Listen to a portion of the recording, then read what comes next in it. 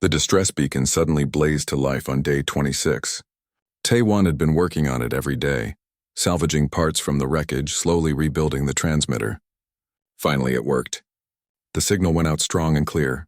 Help was coming. He should have been happy, relieved. Instead, he felt conflicted. The pack had become part of his life. The evening ritual with the cubs. The silent understanding with the Alpha. The fire that connected them all. Leaving meant abandoning them. Returning to a world where humans and Vrikath were enemies. Where what he had built here would seem impossible. 3 days later, the ship appeared. It descended through the clouds, massive and metallic. The jungle erupted with noise as startled creatures fled. The Vrikath pack emerged from the trees, alert and tense. They had never seen anything like this. The Alpha positioned herself between her pack and the ship, protective and wary. The ship landed in the clearing Taiwan's crash had created. The ramp opened. Armed crew members emerged first, weapons raised. Then Captain Bora stepped out, scanning the area. Her eyes widened when she saw the Vrikath surrounding the camp. "Fall back," she ordered. "Weapons ready." But Taewon was already running toward them, waving his arms. "No, do not shoot. They are not hostile." Bora stared at him like he had lost his mind. "Not hostile? Taewon, those are Vrikath. We need to get you out of here now." The crew advanced, forming a defensive line. The Vrikath pack growled in response, seeing the weapons as threats. "Wait," Taewon said, moving between the two groups. "Please, just wait." He turned to the Alpha and made the calming sound. A low, steady rumble. The Alpha's eyes fixed on him. She understood. He was asking her to stand down. To trust. For a long moment, nothing happened. The Alpha could attack. The crew could fire. Everything could end in blood. Then the Alpha made the acknowledgement sound. A short, descending chirp. She lowered her head slightly and backed away a step. The rest of the pack followed her lead. Bora's jaw dropped. "Did that thing just respond to you?" Taewon nodded. "We have been communicating. They are intelligent. More than we knew. They have language, social structures, the ability to learn. Everything I have documented is in my datapad. You need to see this." The captain looked at the Vrikath pack, then at Taewon, then back at the pack. Her training said evacuate immediately, but her experience with first contact situations told her something else. This was important. Something unprecedented was happening here. "Show me," she said finally, lowering her weapon, but slowly. "My crew stays armed." Taewon led them to his camp, to the fire that still burned. The cubs were hiding behind the Alpha, frightened by the newcomers. He knelt by the fire and made the offering sound. Hana peeked out from behind her mother. Taewon held out a piece of cooked meat. "Come on, Hana. It is safe." Hana looked at the Alpha. The big Vrikath made a soft sound. "Permission." Hana approached cautiously, eyeing the strange humans. But she came. She took the meat from Taewon's hand gently and ate it. Then she made the gratitude chirp. Taewon chirped back. The little Vrikath's eyes brightened and she made a pleased sound. Bora watched all of this in silence. Her crew stood frozen, unable to believe what they were seeing. A human and a Vrikath cub communicating, sharing food, acting like friends. How? Bora whispered. "How is this possible?" Taewon gestured to the fire. "This fire is the key. They fear it instinctively, but they are also fascinated by it. It created a boundary, a space where we could interact without the predator-prey dynamic. And once that space existed, everything else became possible." He explained everything. The first night, the cubs' curiosity, the food sharing, the battle with the rival pack, learning to communicate, the cubs bringing wood for the fire, all of it documented in his damaged datapad. Evidence that Vrikath were not mindless killers but intelligent beings capable of cooperation and learning. Bora listened to it all. Then she made a decision that would change everything. "We are not evacuating you, not yet. I need to contact command. If what you are saying is true, this is not a rescue mission anymore. This is first contact. The next weeks were chaos. More ships arrived. Scientists, diplomats, engineers. They established a small outpost near Taiwan's camp, designed around the same principle that had kept him alive. Fire pits ringed the perimeter. The boundaries were clear. The Vrikath understood them. The Alpha's pack gradually accepted the human presence. Other Vrikath packs came to investigate, drawn by curiosity. Some stayed, some left, but all of them learned the new rules. The fire was neutral territory. Beyond it, both species could exist without conflict. Taiwan worked with a team of linguists to decode more of the Vrikath language. They made rapid progress. The Vrikath seemed eager to communicate, adapting their sounds to make them easier for humans to produce. It was cooperation neither species had thought possible. The outpost grew into a permanent station. They called it Sanctuary, the first place where humans and Vrikath lived in peace. Scientists came from across the galaxy to study what was happening here. This was not conquest, not dominance. It was something new, a demonstration that intelligence could bridge even the widest evolutionary gaps. 6 months after the crash, Taiwan stood at the main fire pit of Sanctuary Station. It was evening. The ritual had expanded but remained essentially the same. The cubs, grown larger now, arrived at sunset. Hana led them as always. She was nearly adult size but still had that fearless curiosity. She approached the fire pit and lay down, close enough that the heat touched her scales. The other cubs joined her, then the adults. The alpha took her place at the edge of the light, massive and scarred and dignified. More Vrikath from other packs watched from the jungle, learning, understanding that this place was safe. Human researchers moved among them carefully, taking readings, making observations. There was still separation, still boundaries. But those boundaries were by choice now, not fear. The fire did not keep them apart. It gave them space to be different while existing together. Borod joined Taiwan at the fire. You did something remarkable here, changed everything we thought we knew about this species, about first contact. The protocol books are being rewritten because of you. Taiwan shook his head. It was not me. It was the fire. Humanity's oldest tool, our first technology. We have been using it to transform our environment for hundreds of thousands of years. But we forgot what it really does. It creates space for intelligence to meet intelligence, for fear to become curiosity. He looked at Hana, lying peacefully by the flames. She saw him watching and made the greeting chirp. He chirped back. She closed her eyes, content. The fire crackled between them, close enough to feel, far enough to respect. That night, Taiwan recorded his final log entry. He talked about his sister, about her belief that intelligence should protect intelligence, about how she was right. The Vrikath were not so different from humans, really. They had families, language, culture, the capacity to learn and change. The only difference was that humans had learned to make fire, and that fire had given them the power to create understanding. He thought about all the species in the galaxy, all the conflicts, all the fear and misunderstanding. Maybe the answer was not bigger weapons or stronger defenses. Maybe it was finding the right boundaries, creating spaces where different minds could meet safely, where fear could transform into something better. The fire had protected him from the Vrikath. But more importantly, it had protected them both from their own instincts, from the predator-prey cycle that would have ended in death. It gave them time to see each other differently, time to learn, time to build something new. As darkness fell completely over Sanctuary Station, the perimeter fires burned bright. Predator cubs circled the flames, no longer afraid. Adult hunters watched from the shadows, no longer threatening. And in the space between light and darkness, human and Vrikath existed together. Not enemies, not quite friends, but something that might one day become friendship. The shadows were no longer barriers. They were meeting places, and no hunter dared cross them, not out of fear but out of respect. Respect for the fire, respect for the boundaries, respect for the intelligence on the other side. Taiwan sat by his fire, surrounded by predators that had become companions. The oldest human magic was working again, not by driving away the darkness but by creating light that others chose to approach, by making space for understanding to grow, by showing that intelligence could recognize itself, even across the vast distances between worlds. The fire crackled.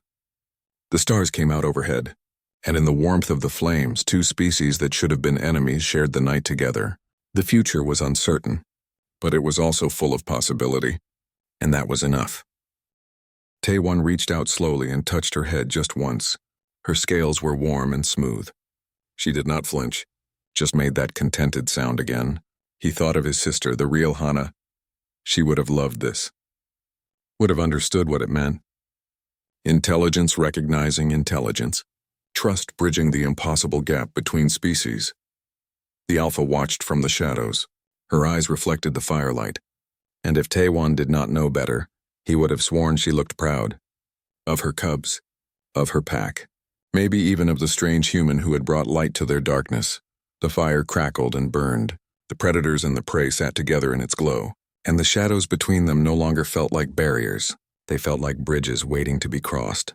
The alpha healed slowly. For days she rested near the fire, moving only to drink from the small stream nearby. The pack brought her food.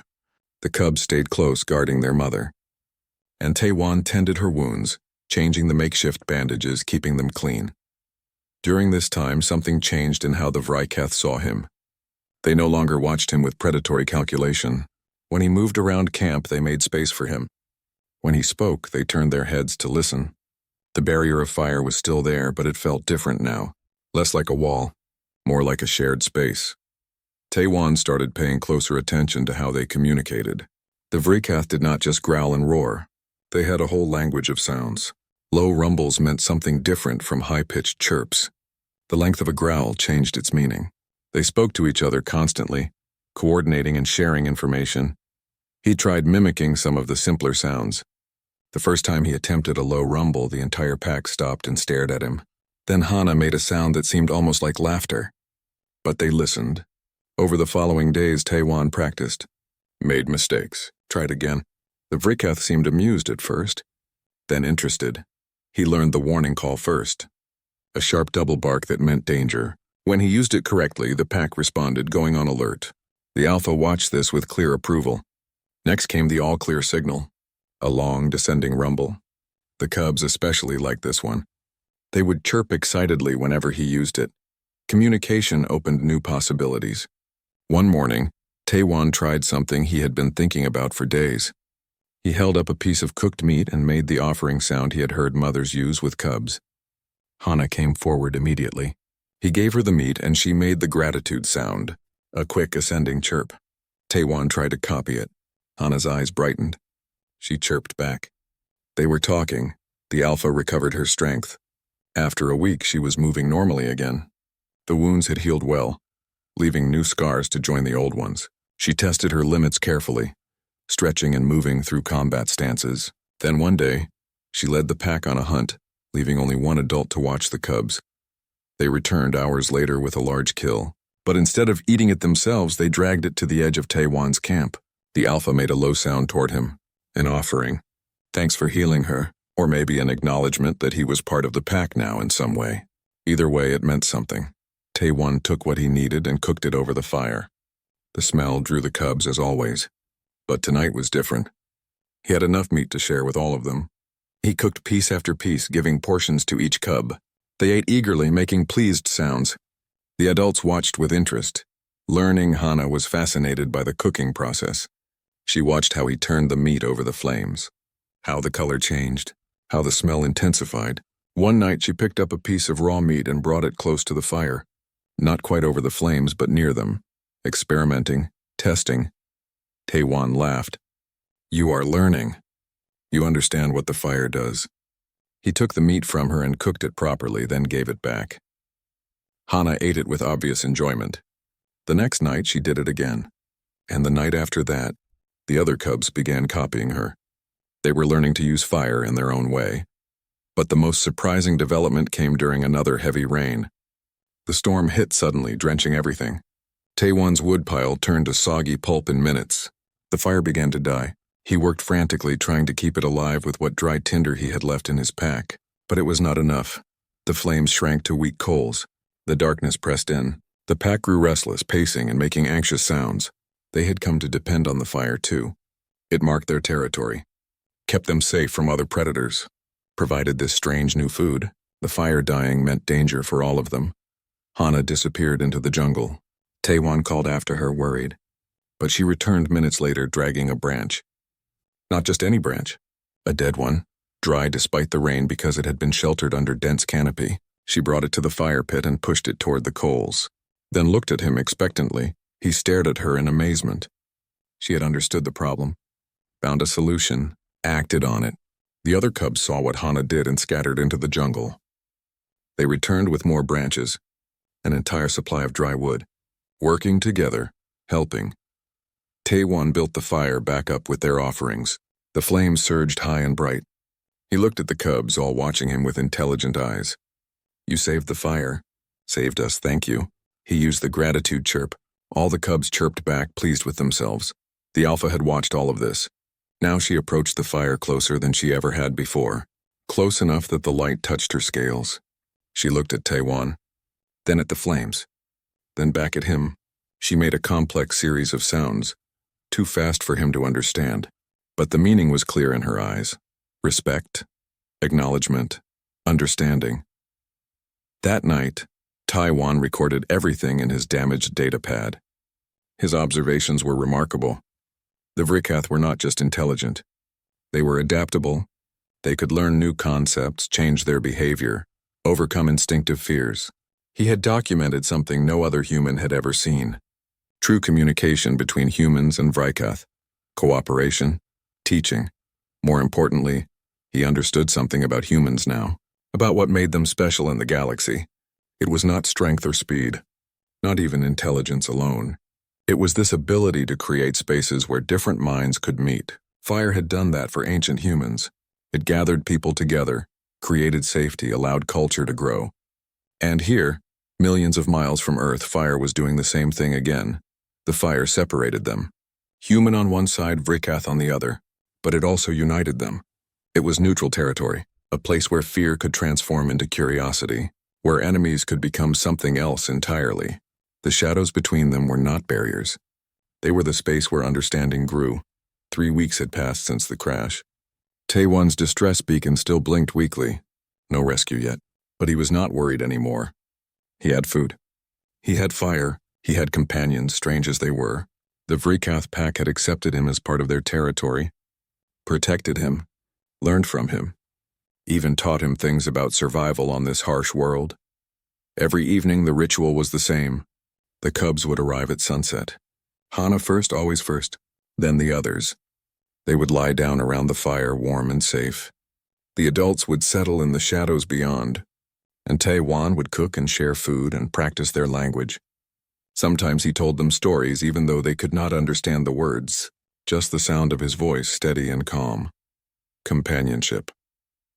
One night, Hana did something that made his heart ache with unexpected emotion. She crawled right up to the edge of the fire and lay down. Her head rested just inches from the flames. She looked at Taewon and made a soft, contented sound, then closed her eyes, sleeping, trusting. The sound woke him, different from the usual jungle noises, deeper, angrier. Taewon sat up by the fire, instantly alert. The flames had burned low while he dozed. He quickly added wood, building them back up. The alpha and her pack were already on their feet, tense and ready. More sounds from the jungle, crashing through undergrowth. Heavy footfalls. Then the roars came echoing through the trees. Challenges, threats. The alpha's pack answered with their own calls, fierce and defiant. The cubs huddled near the fire, eyes wide with fear. Hana pressed close to the flames, closer than she had ever dared before. The other young ones crowded behind her. Whatever was coming scared them badly. Then Taewon saw them. More Vrikath emerging from the darkness, but these were different, bigger, scarred and battle-worn. Their scales were darker, almost black. There were at least 8 of them, maybe more in the shadows. The Alpha's pack had only 5 adults. They were badly outnumbered. The 2 groups faced each other across the clearing. The Alpha stepped forward, placing herself between the intruders and her pack. She roared, a sound that made the ground vibrate. The leader of the rival pack roared back. He was enormous, even larger than the Alpha. Old scars covered his face and neck. This was a fighter who had won many battles. Taewon's heart hammered in his chest. He understood what was happening. Territory dispute. The rival pack wanted this area. They would fight for it, and his camp was right in the middle of their battlefield. The fighting started without warning. The scarred leader lunged at the Alpha. She met him head-on and they crashed together with terrible force. The rest of both packs joined the battle. Bodies slammed into each other. Teeth flashed. Claws raked across scales. The sounds were horrific, snarls and screams of rage and pain. Taewon pressed back against a tree, trying to stay out of the way. The fight raged around his camp. A pair of Vrikath rolled past the fire, locked in combat. Another slammed into a tree so hard it shook.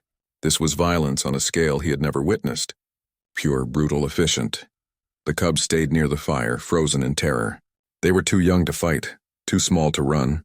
They could only watch as their family battled for survival. Hana made small distressed sounds, eyes darting between the fighting adults. Then the scarred leader broke away from the alpha. Blood ran from wounds on both of them, but neither was finished. The rival leader's eyes swept across the camp. They locked onto the cubs. Easy targets, helpless, he started toward them. The alpha saw it. She roared and tried to intercept, but two other rival Vrikath blocked her path. The scarred leader charged toward the cubs, straight toward Hana. Taewon saw the calculation in those eyes. Kill the young.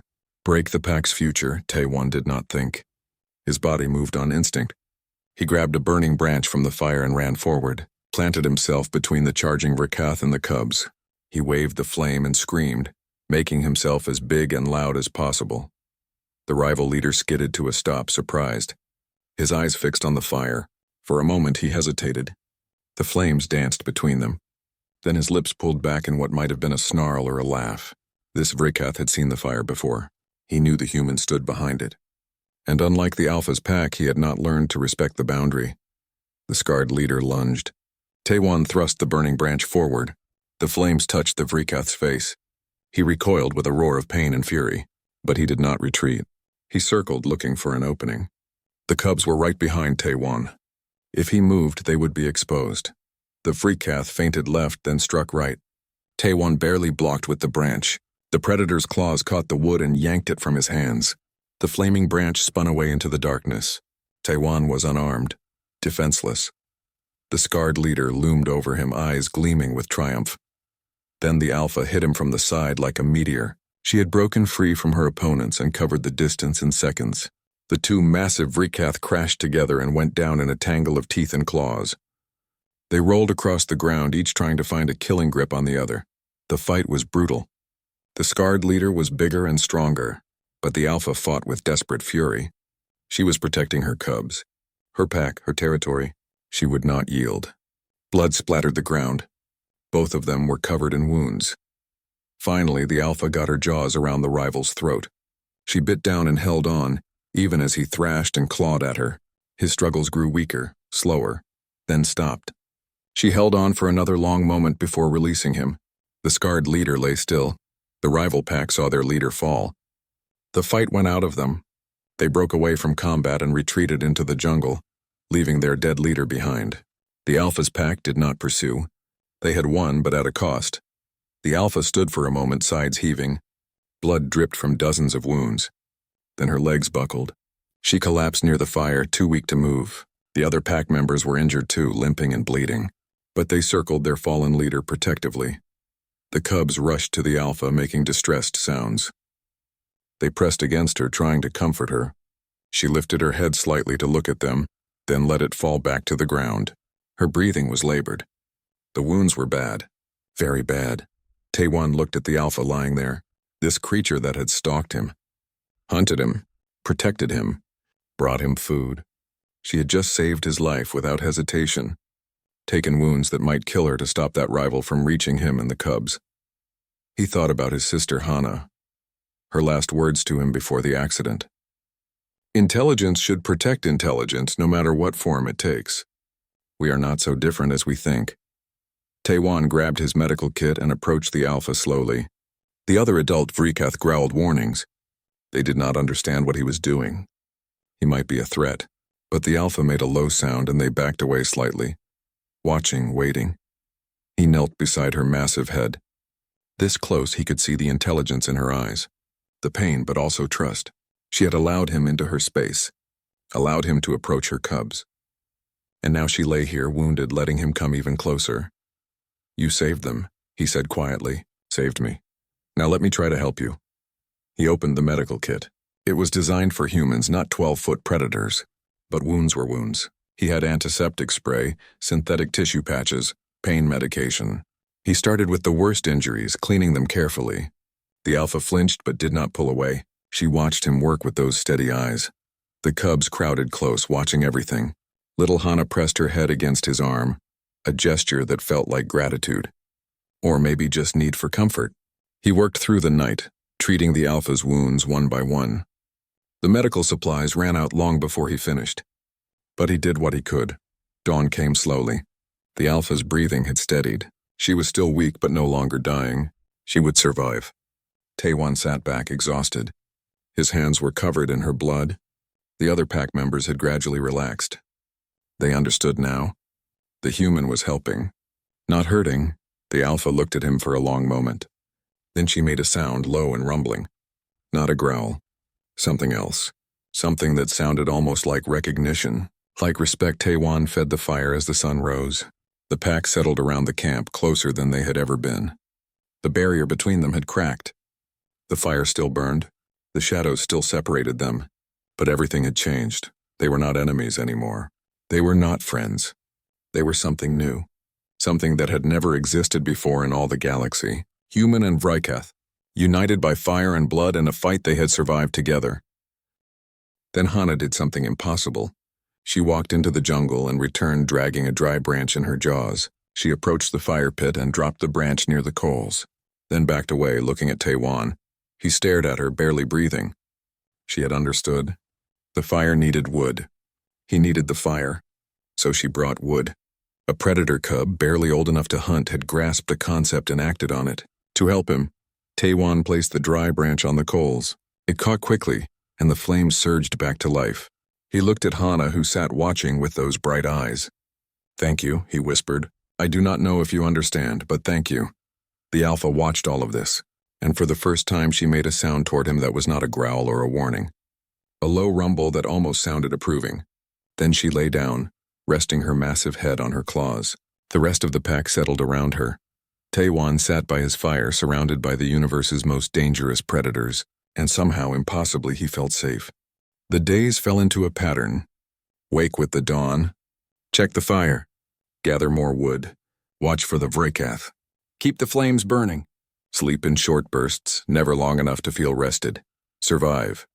Taewon learned to move through the jungle with fire. He tore strips from his uniform and wrapped them around branches to make torches. The plasma torch was almost dead now, barely holding a charge, but he could use it to light his makeshift torches, and those would burn for 20 or 30 minutes if the wood was dry enough. The Vryketh followed him everywhere. They moved through the trees like shadows, silent despite their massive size. He would turn and see them standing perfectly still, watching. When he carried fire, they kept their distance. But he felt their eyes constantly, calculating, waiting.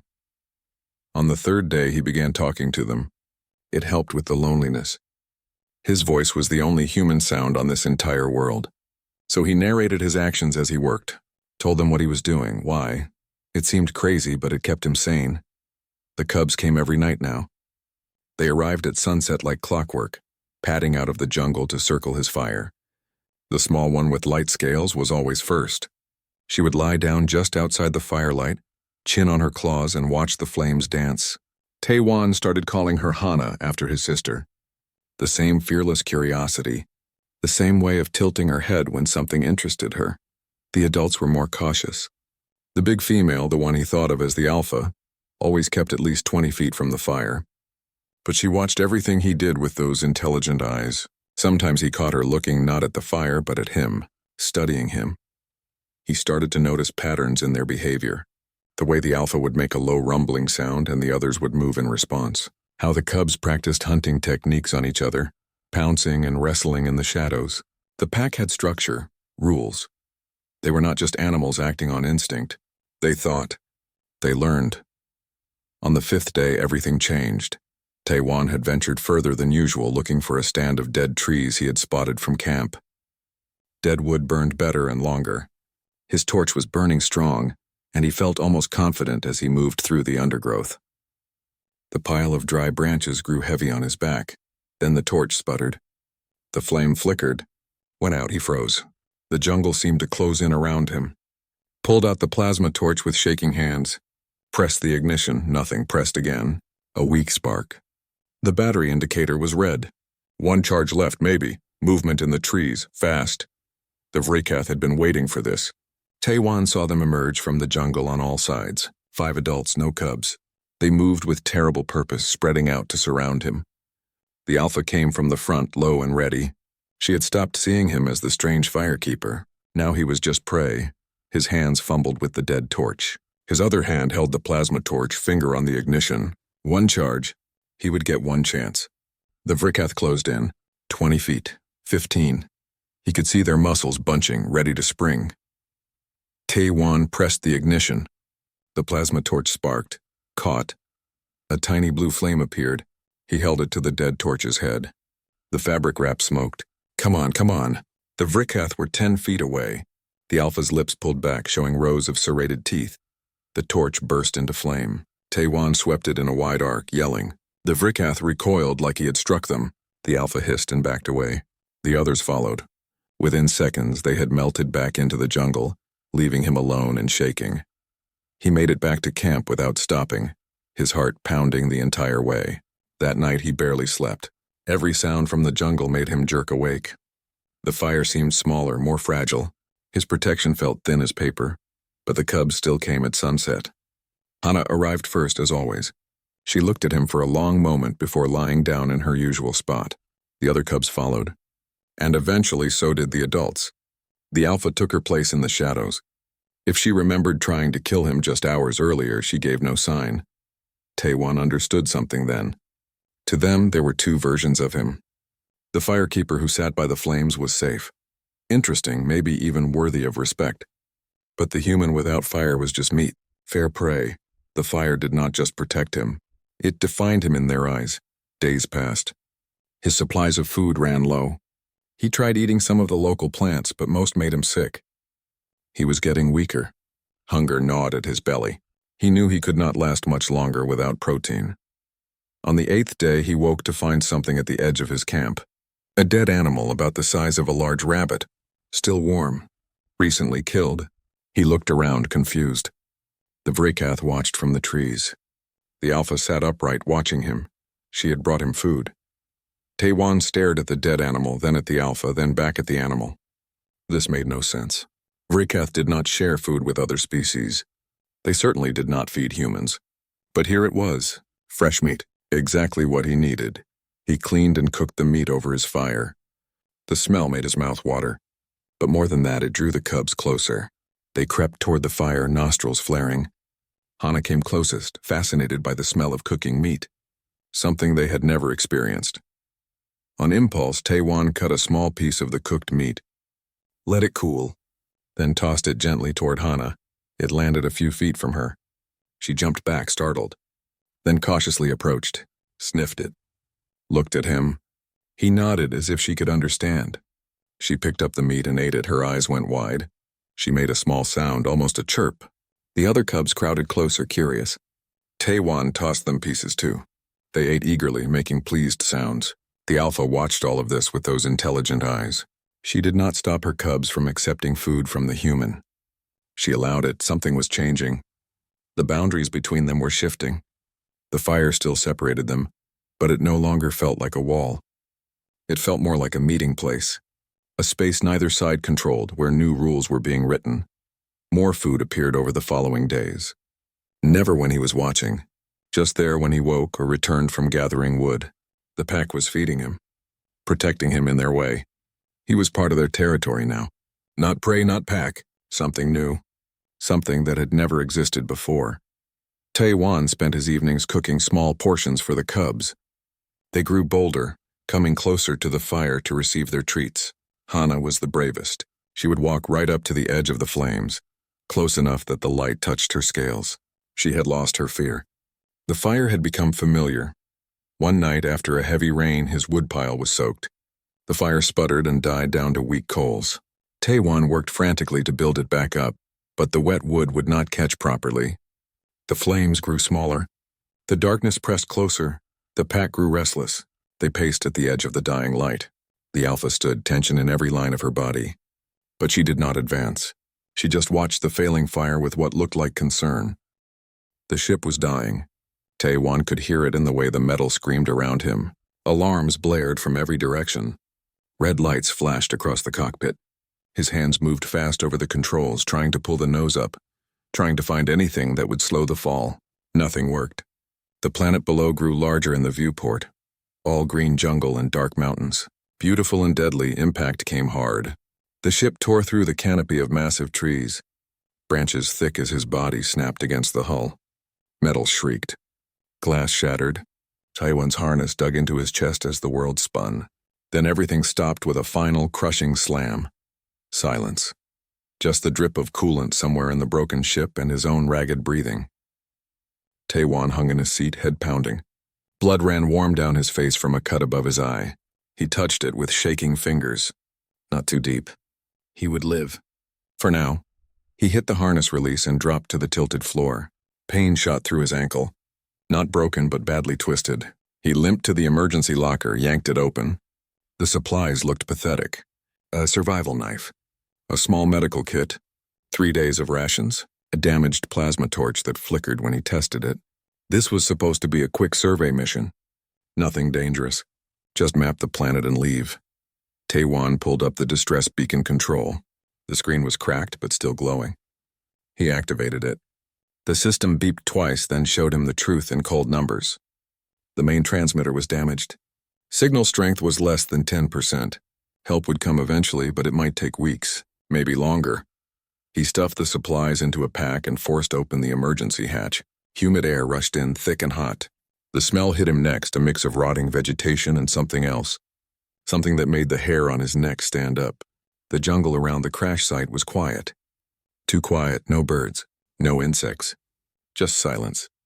Taiwan climbed out carefully, favoring his good ankle. The ship had carved a long scar through the jungle, leaving broken trees and torn earth. He looked at the wreckage. The hull was split open. Fuel leaked from ruptured tanks. This ship would never fly again. The sun was already dropping toward the horizon. He checked his datapad. The days here were long, 36 standard hours. But night was coming, and he needed shelter. Fire. The thought came to him from somewhere deep, some old instinct from before humans went to space. He needed fire.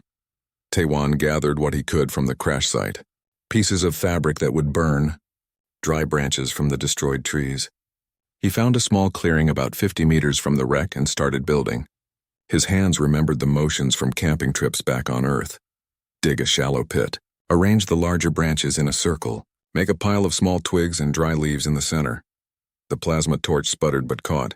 The leaves smoked, then glowed orange. Flame spread to the twigs. Soon he had a real fire burning, bright and warm. Taiwan sat back and let himself breathe. The firelight pushed back the growing darkness. For the first time since the crash, he felt almost safe. That feeling lasted about 20 minutes. The sound came from the jungle. Low and rumbling like distant thunder, but it moved. Taiwan froze, hand on his knife. The sound came again, closer this time. Then another from a different direction. And another. He was surrounded. Eyes appeared in the darkness beyond the firelight. They glowed a pale green, catching the flames. Low to the ground at first, then higher. Much higher. Taiwan's throat went dry. He knew what lived on this planet. The mission briefing had been very clear about the dominant species. Vrikath, apex predators, no known weaknesses. Multiple expedition teams had disappeared on worlds where Vrikath lived. The ones who came back told stories of creatures that hunted with terrifying intelligence. The eyes moved closer. Taiwan could see shapes now in the darkness. Massive bodies covered in scales, long limbs that moved with terrible grace. One of them stepped almost to the edge of the light. 12 feet tall at the shoulder. Muscles rippled under dark scales. Its head was long and angular, filled with teeth that gleamed. It looked at him with eyes that held far too much intelligence. Taiwan held his breath. The Vrikath could cross the distance and kill him in seconds. He had no weapon that would stop it. The knife might as well be a toothpick, but the creature stopped at the edge of the firelight. It growled deep in its chest. The sound vibrated in Taiwan's bones. Then it circled, staying just beyond the flames. Other shapes moved with it, pacing around his tiny camp. Then he saw the small ones. Cubs. 3 of them, maybe 4 feet tall, following behind the adults. They moved with the same fluid grace but less caution. One cub came closer than the others, fascinated by the dancing flames. An adult growled a warning and the cub jumped back. But it kept watching, head tilted in curiosity. Taiwan added another branch to the fire. The flames jumped higher. All the Vrikath pulled back a step. Their eyes never left the fire. They seemed caught between fascination and fear. He understood then. They had never seen fire before. This planet was too wet for natural fires to start. Fire was alien to them, strange, dangerous. Hours passed. The Vrikath never left. They circled and watched. Sometimes one would test the boundary, moving close to the light, but none of them crossed into the fire-lit circle. The cubs grew bolder as the night wore on, creeping closer to stare at the flames. One of them, the smallest with lighter scales on its neck, came within 10 feet. It sat down and just watched, eyes wide. Tae-Won kept the fire burning. Every time it started to die down, he added more wood. His supplies would not last forever, but that was a problem for tomorrow. Tonight, the fire was the only thing keeping him alive. The primal fear in these perfect predators was a gift from evolution, some instinct older than their species. And somehow, impossibly, it was working. As the long night stretched on, exhaustion pulled at him. But Tae-Won did not dare sleep. He sat cross-legged by the fire, feeding it branches, watching the predators watch him. The largest one, a massive female with old scars across her face, seemed to be the leader. She lay down in the shadows, head on her claws, but her eyes stayed open, watching, always watching. Dawn finally came, turning the sky from black to gray to pale blue. The adult Vrikath melted back into the jungle as light filled the clearing, but the cubs lingered, still fascinated. The small one with the light scales looked back at the fire one more time before following its mother into the trees. Tae-Won let out a breath he felt like he had been holding for hours.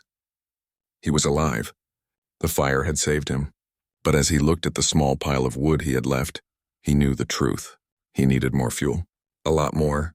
And to get it, he would have to leave the safety of the flames and venture into the jungle, into their territory.